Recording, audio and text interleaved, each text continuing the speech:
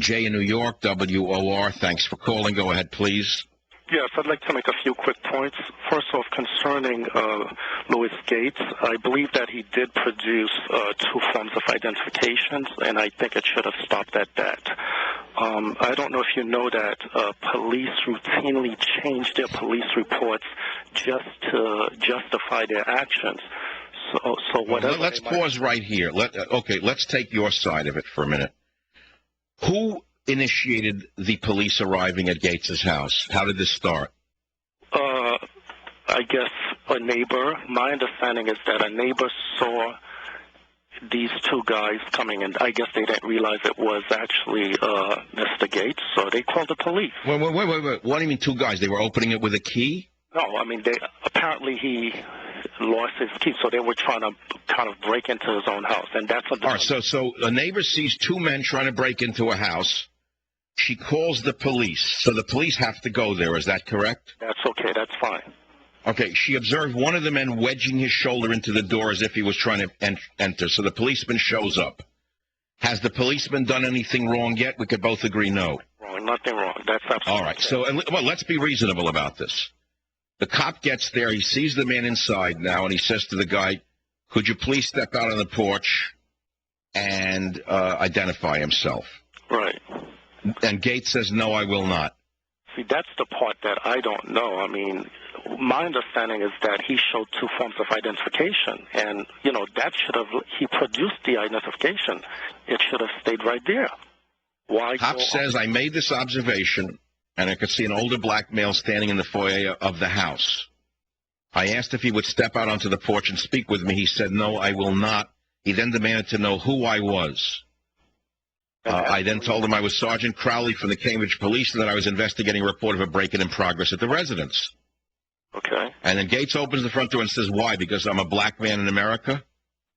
So right away he came out with an attitude, wouldn't you say? It seems so. Look, there's two sides to every story, but to start screaming right away that the cops went there to harass him doesn't seem correct to me, Jay. I didn't say that. I think that it was appropriate for the officer to go there because there was a report of an alleged break-in. But once he produced identification showing that he lived there, it should have stopped right there. That's what I think. Mm-hmm. And what about the distinguished professor of Afro-American studies saying, I'll come outside and I'll talk to your mama? Okay, what do you think about that? Is that he said, yeah, I'll speak with your mama outside. Is that a distinguished thing to say? That might not have been appropriate, but, I'm just talking for what the... Well, but we're talking about the R word here, racism and race. And wouldn't you say that it was Gates Jr. who started the racial brouhaha here by throwing out racially charged statements such as, are you picking on me because I'm black? Or, yes, I'll speak with your mama outside. Wouldn't you say he sort of provoked the whole issue of race? If indeed he said that, I think what happened is that the officer took offense to that and decided, you know what, I'm going to arrest this guy. So he got back at him. But I don't think that was justified.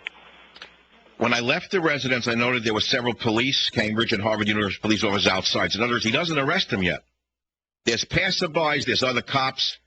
And as he descends the stairs, Gates continues to yell at him, accusing him of racial bias, and continues to tell me that I had not heard the last of him. Now, he's not yet arrested, but he's throwing words at the cop as he's leaving. You follow? I hear what you're saying. Now, let's pause. If this is true, meaning if it can be verified by passerbys, by Cambridge police, by university police, you'd have to say the officer tried his best to leave without causing an arrest, didn't he? Right. I mean, if that indeed is what happened, I would say that, maybe Gates should not have gone that far if he hadn't been arrested yet. But all right, so at that point, then, the cop's trying to leave. Gates ignores his warnings to stop. He's becoming disorderly.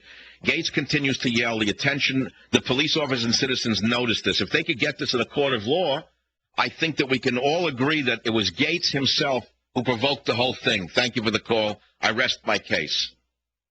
And see, I had a caller who was at least willing to listen to the police report. Now, this could be found out in a court of law. You know what this is going to cost the government? How many millions of dollars are we going to have to spend on this troublemaking professor from Harvard? He didn't get enough out of society? He didn't get enough. He's a full professor, chairman of the department, a free house. He's got everything covered this way to Sunday. Now he needs a lawsuit to go with it because there's not been enough progress made. We only have a black president. That's not enough progress yet. Now let's go back to the wonderful case out of New Jersey. We have Mark McCarran, the New Jersey corruption litigation counselor, in clip 14. Go ahead, please. One system involved, in our case, the CW going to a rabbi, one in particular, Rabbi Eli Ben Haim, providing that rabbi with a bank check ranging from a few $1,000s to up to $160,000. In return, Rabbi Ben Haim, through contacts in Israel, would arrange for cash to be made available at various locations in New York City and Brooklyn in particular. Now, a CW is a cooperating witness. So the cooperating witness gives the rabbi money. The rabbi, through his contacts in Israel, arranges for cash to flow back into the U.S. and New York City and Brooklyn to pick it up in parcels. That's called money laundering 101. And how does he launder the money? Through charities. So in other words, he makes Madoff look like a piker. Let's listen to clip 16. Rabbi Ben Haim provided a great deal of detail to the CW about this network that he was part of and described the fact that in prior years he had been washing up to $6, $7, $8 million a year, although he said that it was only about $1 or $2 million over the last couple of years. Business is down. Look, the economy's not good. It went from 9 to 2. Horrible. Let's hear clip 15. The CW, on occasion, was able to go pick up the cash himself. He would then bring it back to Rabbi Ben Haim. Rabbi Ben Haim would give him approximately 90% back of the face value of the bank check that the CW had brought to Rabbi Ben Haim. Well, it's very democratic. Everybody makes a little off the top. 10% here, 10% there. Didn't all go in his hand. I mean, he spread it around. He's a very fair rabbi. Let's hear 17 now. Rabbi Ben Haim was not the only one who dealt in cash. There are targets, and those are set forth in the complaint, including Rabbi Mordecai Fish, who would arrange through various other sources for cash to be made available to the CW in exchange for bank checks. Typically, they would use charitable organizations through which to launder the bank checks that were provided by the CW. Now, that's the interesting part. They would use charitable organizations through which to launder the bank checks. This is not good for business, because anyone who gives money now to a charity is going to think twice about which charity they give money to.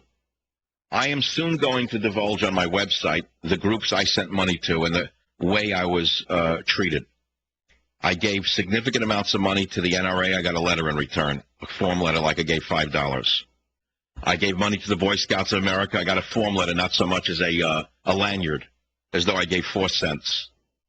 It's amazing to me what happens when you give money to groups. I mean, I don't expect them to hold me up on you could write a letter, you could make a call. After all, I am a talk show with millions of listeners. You'd think the Boy Scouts of America, you'd think the NRA would want me to go on there and say what a great group they are. I am sorry to tell you I was treated very shabbily by both organizations, and I will never give them another 10 cents.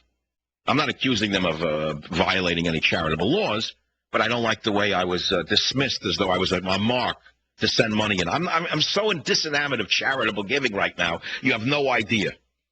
And with Obama raising taxes, you know where it's all going to go? I'll spend it all on myself. That's where it's going to go. Sure, if I find a cop who needs the money because he's falsely accused or a soldier who's falsely charged, I'll help them. But please, leave me alone already with the charities. All right, so then there's the Gorilla Fund and the Elephant Fund. I pray to God the money really goes to kill poachers rather than to send the head of the fund on a junket to Phuket, to get little boys and girls. I mean, I don't know. You don't know anymore where the money ends up. Thank you very much. We saved 3 elephants this year, What do I know what they saved? I have a soft spot for elephants and mountain gorillas, so we try to help. Locally, I gave to the Humane Society. Them I know they do good. Then I gave to a Wild Animal Society. I know they do good. They don't even take any money from the group. They thank me profusely. It's funny, the less I gave to some groups, the more thanks I got. It's like the old T-shirt. My parents went to Fisherman's Wharf, and all I got was this lousy T-shirt. Remember that? That's what I like to print up for. I gave the NRA, I'll fill in the amount one day, and all I got was a form letter. I gave the Boy Scouts of America, wait till you see the number, and all I got was a form letter. You know? So, I don't know. I'm giving you personal reactions to the whole charity thing. All my life, I could not give money to charity. So I have a little extra I give to charities, and I don't like what I get back. So you say, what should you get back? Shouldn't you give just to be giving? I don't know. Should I? I mean, I'm not that charitable in that regard, then. I should give the money and not expect anything? Is that it? I shouldn't even expect a lanyard from the Boy Scouts, a plaque. From the NRA, they shouldn't have sent me a bullet. I mean, something, like a mounted bullet as a donor. They sent me a form letter. Like I'm a putz from Oklahoma who sent them 9 cents. Dear schmuck, thank you for your money. Like people like you will stave off communism, and Schumer will take away on. Everything is a racket, don't you understand? So we're talking about the rabbi racket here. We're talking about the organ racket. It's horrible.